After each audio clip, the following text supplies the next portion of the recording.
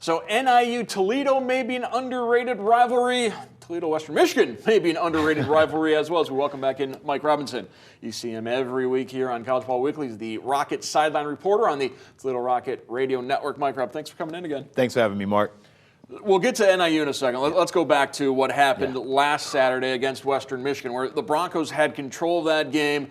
Rockets decimated by injuries, and somehow Toledo finds a way to win the game. Yeah, it was the walking wounded Rockets out there, on Saturday night. You had so many guys banged up. But again, the depth of the Toledo Rockets football team really came to light. And it showed how well Jason Candle's been recruiting for the past 5, 6, 7 years, because now all of those backups, all those top MAC classes, you're getting an early glimpse of seeing those players kind of like Connor Waldenczak and Braden Alls, who've been making an impact. Yeah, we still don't have a firm update on any of the injury situations. Jason Candle, obviously, like a lot of college coaches, playing that close to the vest, don't want to get a whole lot of information out. I go back to the preseason, and I think one of us asked Jason Candle what happens if Daquan Finn gets hurt, because he plays a very physical game. We saw last year he missed some time.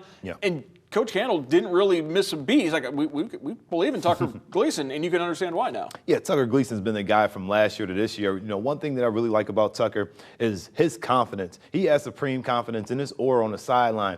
He's just always into the game. He's always ready for the next play because he knows that's happened before. And with him stepping up and stepping in, I felt extremely confident, that he could take over this game and dominate and maybe even do a better job of rushing with the football, because he's about 230-something pounds. And with his physicality, he can cut and knife through the defense, but you can't also sleep on his arm because he throws the ball extremely well.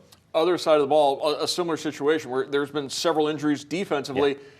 Defensive line has really stepped up the last couple of games, and we're seeing the depth of that D-line as well. Yeah, and everybody thought that this team was done once you saw Jamal Hines and the rest of the guys depart, and that's absolutely not true. You got Alexander, you got the Judge Culpepper up there in the middle. He's doing his thing, and then also another surprising guy is Mr. Peters. Peters has stepped up in a big way, a lot of tackles in the backfield, tackles for loss, and big-time sacks. And even in the missing, of Terrence Taylor, this defense is still deep, and they still got pretty good guys, and that's credit to the coaching.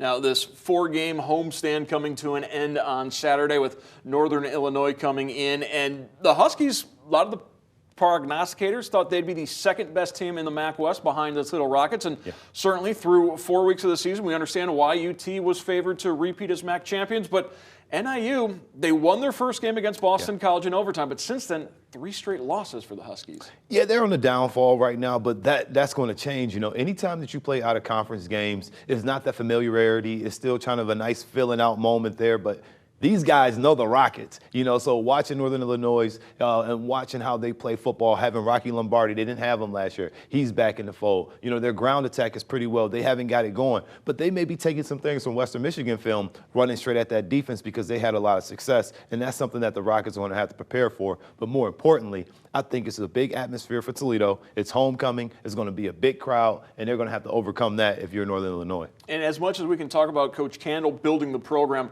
Coach Hammock's now in his 5th year at the Cal, but he's got his system in place as well, and he's had success. Yeah, and Hammock is a great coach. I mean, he does really good things. He finds those guys that play the hard way, as they like to say it out there at Northern Illinois, and they do. They've always played Toledo very tough, and they're very sound on defense. They got a defensive line that's pretty physical and active, and offensively, they do a lot of tricky things with their sets. They do a lot of formations. They move around, and on special teams, they're going to look to find some advantages there as well. So this is a really good program. They're, like you talked about it, they're looked to be the second-best team in the MAC, and I don't expect anything but a tight, close football game because they're going to play tooth and nail all the way through. What concerns you the most about Northern Illinois? Is it the fact they are so multiple looks and they can do so many different things offensively? Yeah, I think that's what it really is their offense. They're very tricky, and then also with the injuries on defense. We don't know who's available this weekend. You saw Quinyon Mitchell get dinged up. He missed a little bit of time. I'm not sure that he's going to be gone for a while, but now you're testing the depth, and then now it's who's after these guys and it's young guys. So the Rockets got to stay fairly healthy, and if health is on their side, I think they're going to be fine. But